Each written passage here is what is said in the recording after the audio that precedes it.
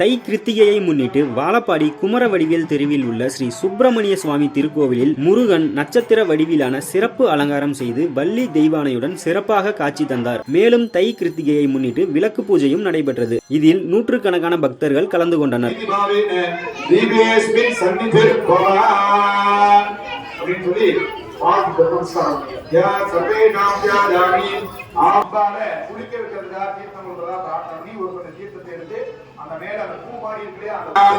மங்கள அக்ஷதான்னு